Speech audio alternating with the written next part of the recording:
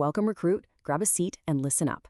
If you're actually going to survive your very first Dungeons & Dragons campaign, well, you need more than just a shiny sword and a tragic backstory. You need to know the literal laws of the universe. So consider this explanator your official Adventurers Guild Bootcamp. I'm your instructor, and today we're going through the core mechanics and survival guide that will keep your character breathing. We're going to break down the exact rules of the world, so pay attention. Your character's life literally depends on it. Here's today's syllabus. We're covering 1. Time and basic movement. 2. Special movement and travel. 3. Surviving the environment. 4. Physical objects. And wrapping up with 5. Social interactions and resting. Let's get right into it. All right, Module 1, Time and Basic Movement. Knowing exactly how the clock ticks in this world could mean the difference between life and death. So time out here isn't just some abstract concept, right? It's a measurable resource. Game time is essentially broken down into 4 operational units.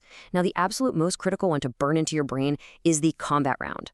When swords are drawn and your adrenaline is pumping, time dilates down to 6-second increments. Every single action, reaction, and movement you make in a fight happens in that tight 6-second window. Outside of combat, you'll use minutes for exploring rooms, hours for walking across cities, and days for those epic overland journeys. Now, let's look at your travel options. When you're on your own 2 feet, your personal speed is measured in feet per round, and your chosen travel pace dictates how tired you get on long trips. Simple enough. But hitch a ride on a vehicle and the rules totally change. Land vehicles, they pick their pace, sure, but water vehicles are a completely different beast. They are restricted purely by the ship's actual speed. You don't gain any benefit from going at a slow pace, but crucially, and this is huge, you face no penalties for moving fast. Depending on the crew, a ship can sail up to 24 hours a day. It is literally the ultimate way to cover ground. Well, water, rather. But what happens when the road ends, the river dries up, and the real adventuring terrain begins? Let's move on to Module 2, Special Movement and Travel. Look, movement is rarely just a leisurely stroll in the woods. If you're climbing, swimming, or crawling through what the rules call normal terrain, it's going to cost you 1 extra foot of movement for every foot you actually move. The only exception is if you have a natural swimming or climbing speed. But beware of actual difficult terrain. Crawling through a thick, nasty swamp or a rocky debris field literally doubles your movement cost. That's 2 extra feet for every single foot moved. Oh, and don't get too comfortable, because the narrator can absolutely throw in extra checks for slippery ice or churning rapids. Okay, let's break down the exact math of jumping. Please don't just yell, "I jumped the chasm." You gotta know the math. A running long jump covers a distance exactly equal to your strength score, provided you get a 10-foot running start. Standing long jumps, they cut that distance straight in half. High jumps are 3 plus your strength modifier. But here is where rookie mistakes happen all the time. If there's a low obstacle in your way, you better pass a DC 10 athletics check or you will literally crash right into it. And landing in difficult terrain, that's a DC 10 acrobatics check or you're falling face first into the dirt, totally prone. Oh, quick pro tip. If you take absolutely no other movement on your turn, you can actually leap up to twice your speed. Once you're moving, you need solid squad tactics. You gotta establish your marching order immediately. The person in the lead, yeah, they're the one triggering the traps. The person in the back, they're getting grabbed first in a flanking ambush. If you guys don't declare an order, the rules assume whoever is doing the most role-playing is standing in front. Also, remember your passive perception is always on to spot hidden threats. And when you finally encounter something, you've got 4 choices: attack, talk, flee, or wait. If you want to get the drop on an enemy, you need to travel at a slow pace and make a group stealth check using dexterity. Now, monsters are definitely not the only things trying to kill you out there. The world itself is a hazard. Let's look at Module 3, Surviving the Environment. 1d6. I want you to burn this into your memory. This is the amount of bludgeoning damage you take for every 10 feet you fall, maxing out at a bone-shattering 20d6, and it leaves you prone. However, if you land in water, that actually halves the damage. Even better, you can drop that damage to 0 if you execute a dive with a successful athletics check. The DC is just the total distance you fell divided by 5. All right, let's move on to even deadlier territory, suffocation. Consider this a grim survival warning. If you're trapped without air, you have exactly 1 plus your constitution modifier in minutes to hold your breath. After that, you're officially suffocating. You then have a number of 6-second rounds equal to your constitution modifier before you drop to 0 hit points and start dying. And here's the absolute kicker. You literally cannot regain hit points or be stabilized until you can breathe again. No magic healing is going to save you without air. Speaking of needing air, underwater combat is an absolute nightmare if you aren't prepared. Aside from the whole suffocating thing, if you take damage while holding your breath, you have to make a concentration check or you immediately start drowning. Without a natural swim speed, you have disadvantage on all weapon attacks, except for exactly 6 weapons. Memorize this list, folks. Daggers, dueling daggers, javelins, short swords, spears, and tridents. Anything else is going to be incredibly clunky.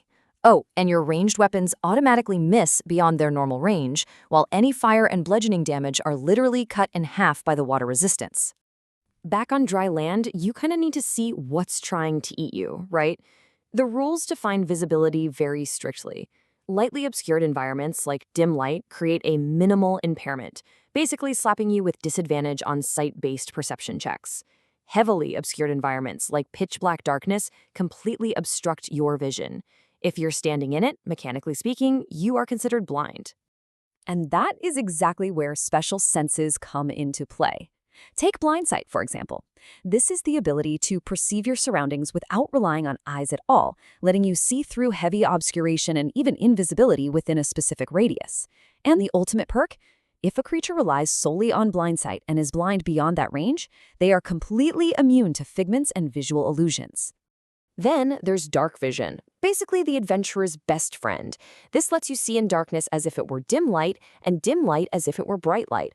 But you gotta remember the crucial limitation here. You cannot perceive colors in the dark. You see the world purely in shades of gray.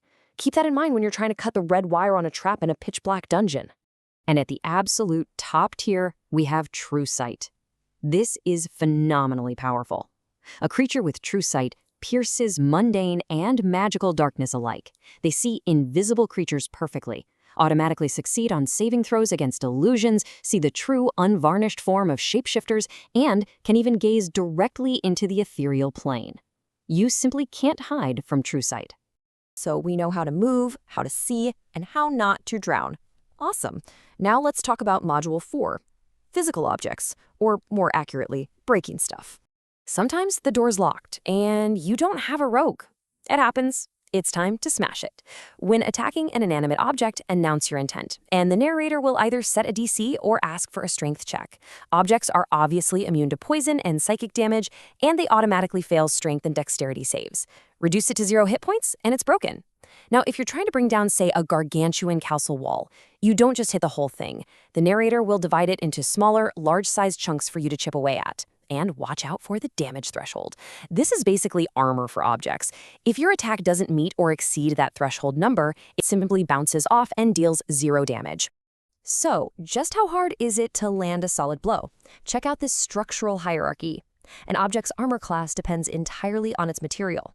You only need to hit an AC 11 to damage cloth or a standard rope. Want to smash a wooden chest? That's AC 15. Busting through an iron gate requires beating an AC 19. And if you're trying to dent adamantine, oh boy, you're going to need to hit a staggering AC 23 just to leave a scratch. Okay, you've survived the dungeon, smashed the loot chests, and crawled your way back to town. Let's cover our final lesson, Module 5, Social Interactions and Resting. Recovering from a brutal day is an absolute art form. When you're socializing with the locals, the narrator sets ability checks, usually charisma, based on what you say. Just like in combat, you gotta put your best-equipped character forward. Literally, let the bard do the talking. When you finally catch your breath, you can take a short rest. This takes at least 1 hour of light activity. During this hour, you can spend your class hit dice to heal. You roll the die, add your constitution modifier, and regain those hit points. And the best part? You can actually see what you roll before deciding if you want to spend another hit die. But look, a short rest is really just a band-aid. What you genuinely need is a long rest. This is an 8-hour commitment with at least 6 hours of actual sleep. If you get interrupted for more than an hour by fighting or walking, the clock resets and you get nothing. Complete it successfully though, and you regain all your hit points in half of your total hit dice. But there's some strict math here. You can only take 1 long rest per 24 hours, you must have at least 1 hit point to even start it, and you must consume 1 supply, like a ration, or you'll suffer a level of fatigue. If you're resting in a safe haven with supply, you cure a level of fatigue and strife. If you're roughing it in the wilderness, you only cure the first level of those conditions. And let me warn you right now about roughing it. If you try to sleep under terrible conditions, you'll only regain half the usual hit dice, and you won't reduce your fatigue or strife at all. So what counts as roughing it? Sleeping in medium or heavy armor, sleeping on wet terrain without a bedroll, being exposed to terrible weather, extreme cold without a fire, or sleeping in a swamp without mosquito netting. So please, buy a bedroll and pitch a tent. Note, however, that rangers actually get a free pass on a lot of this. I mean, it's what they do best, right? And there you have it, recruits. You now possess the literal mechanics of survival. You know exactly how fast you can run, how far you can jump, how long you can hold your breath, and what it takes to recover your strength after a brutal fight. The only question left is, now that you know the rules of survival, are you ready to step out of the guild, sit down at the table, and face the unknown? Good luck out there.